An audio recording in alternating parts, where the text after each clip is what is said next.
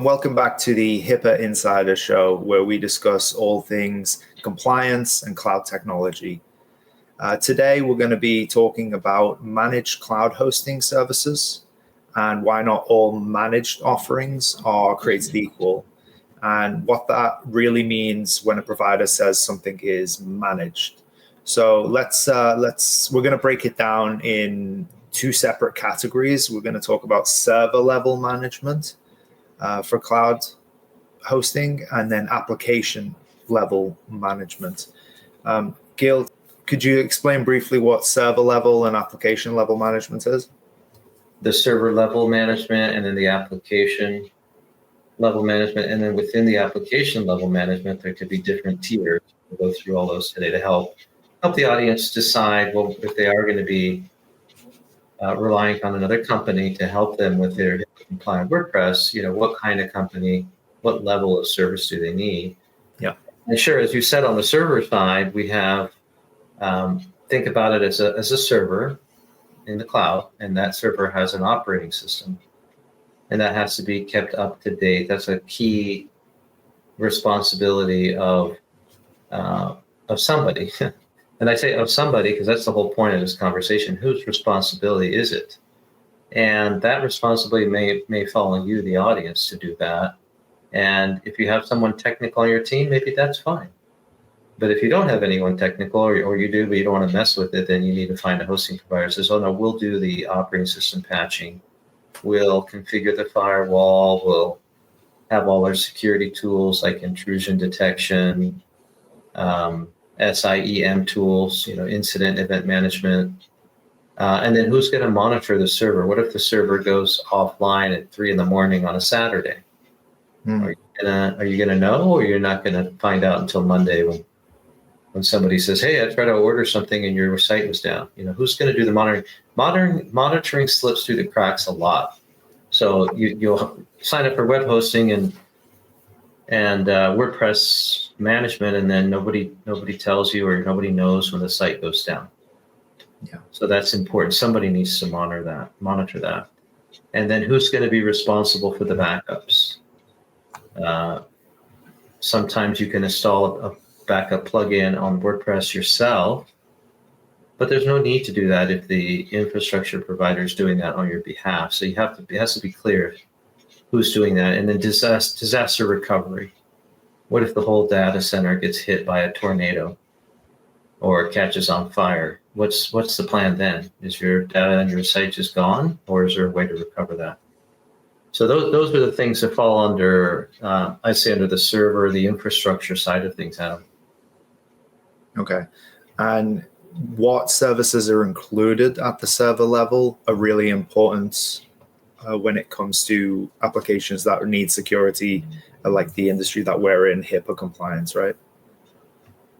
Yeah, exactly. The HIPAA security rules or regulation expect that you're safeguarding your infrastructure where the EPHI is residing on.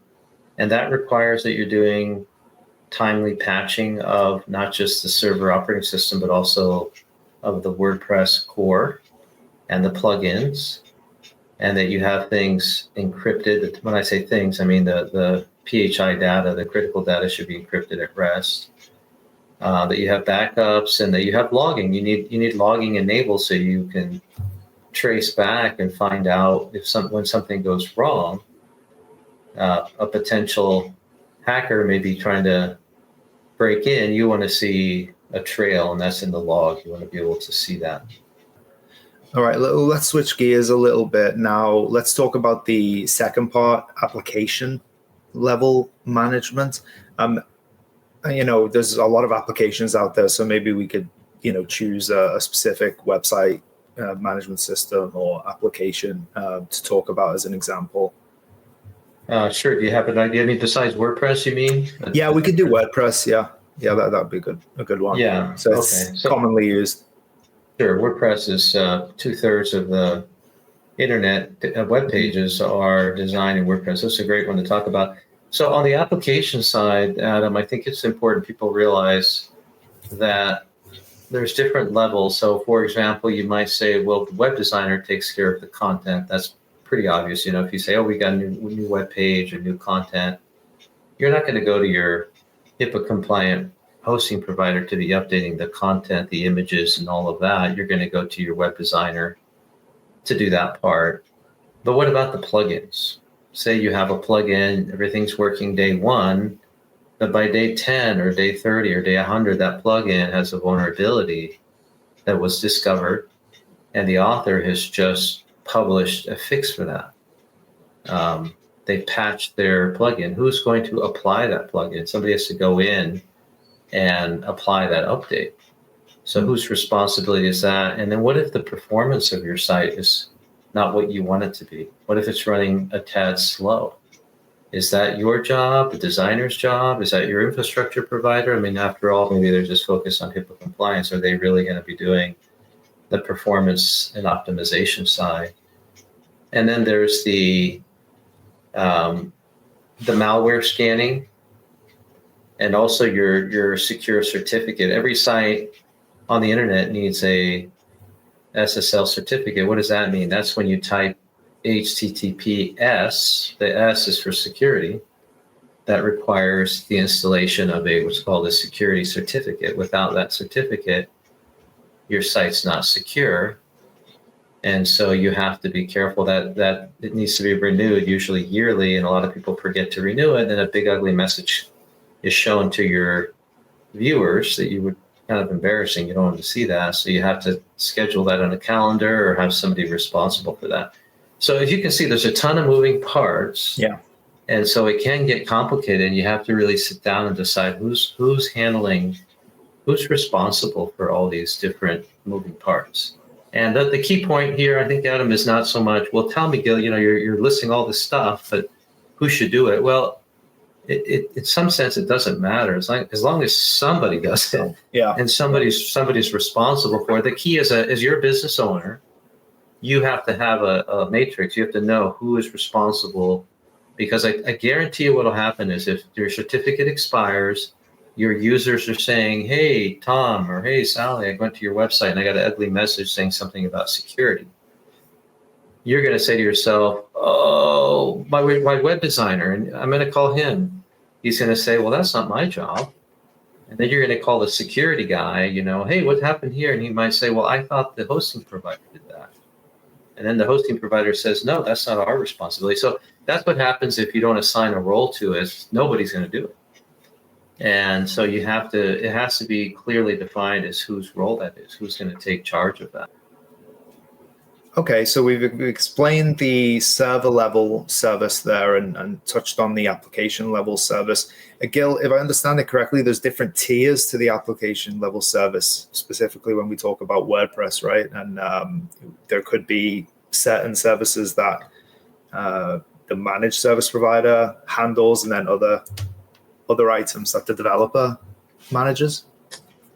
Yeah, I think that's a good thing to talk about, Adam. So when you have decided to go with a particular infrastructure provider, you might call them a web hosting provider, or it could be a consultant even, right? Some of you have consultants that you go to and they handle everything. And then they in turn hire a web hosting provider. So now we're talking about the application, right? We talked about the server and the security and the infrastructure. Now we're talking about the application. So you have WordPress, it's running, you have your beautiful logo, your beautiful website, your forms and all of that. But then the question is, what happens someday when you go to a page and it says 404 not found? Do you go to the infrastructure provider? Is that their job to try to figure out, well, what happened to that page? It's gone. You may go to your designer. So you have to, again, define who's going to take that role. And sometimes it's a team effort to find out, like the web designer might say, look, I didn't touch the site. I haven't done anything with it. I don't understand why that page is missing. And then the infrastructure provider, the web hosting provider, who's an expert, might come back and help you with that. But they have to be reachable. And that's another dimension that we haven't talked about. But before we go into that, Adam, I just want to be clear. The first level of support is always what they call break, fix. Yeah. That's a traditional first level. I call that level 0, not even 1, break, level fix. 0. Yeah, something went wrong. Your provider should be, your hosting provider, your MSP should be able to help you resolve that, or at least diagnose the issue and tell you, oh, you need to get your designer involved or your security guy involved. After level 0, break fix, now you're getting into the application. Like the next level is who's responsible for updating the site. Now, by updating, I don't mean changing the words and the content. I mean maintaining the site. I mean upgrading the plugins, upgrading WordPress core, updating the certificate that we talked about, the secure certificate, HTTPS. That's the next level. That's level 1. And then level 2, 0, 1, and then 2. Level 2 would be, well, who's going to be responsible for the performance of the site? So nothing's broken, right? So nothing's broken, everything's in place, but it's not operating fast enough. It's not fast enough. The performance is key. Google will rank your site lower if it's too slow. So that's another level. Who's responsible for optimization work? And then the 4th level was 0, 1, 2. I guess the 3rd level, 0, 1, 2, 3 would be, the content of your site. Who's responsible for, hey, that image is huge, it's too big. Somebody needs to shrink it, maintaining the content. So that would typically fall with your web. So there you have it. No matter where you are in your cloud journey, knowing the difference between managed models helps you make better and safer choices. So thanks for tuning in. And until next time, thanks for stopping.